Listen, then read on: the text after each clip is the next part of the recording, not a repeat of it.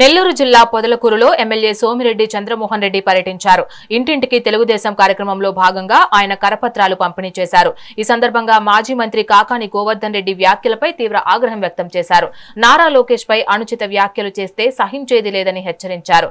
రాష్ట్రంలో ఉపాధ్యాయ పోస్టుల భర్తీ, ఉద్యోగులకు పీఆర్సీ అమలు వంటి కీలక నిర్ణయాలు తీసుకోవడం తెలుగుదేశం పార్టీకే సాధ్యమైందని అన్నారు. కాకాని లోకేష్ ను విమర్శించే నైతిక అర్హత లేదన్నారు. అక్రమాలకు పాల్పడిన కాకాని ఒళ్లు దగ్గర పెట్టుకుని మాట్లాడాలని సోమిరెడ్డి మండిపడ్డారు. లోకేష్ బాబు నీ బతుక్కి, లోకేష్ బాబు బతుక్కి అమ్మా ఎంతలో మనగాడు మాట్లాడినాడు.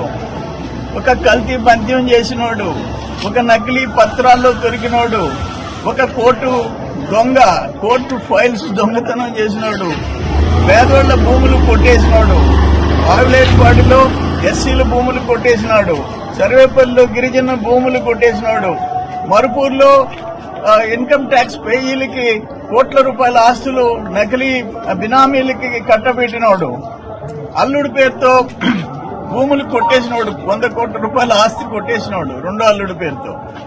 ఆయన నీ బతుకేంటో చింతామణిలో అడిగితే చెప్తారు, నీ బతుకేంటో తోడేరులో అడిగితే చెప్తారు.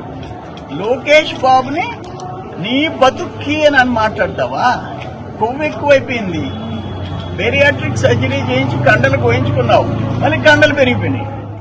లోకేష్ బాబు నీ బతుక్కి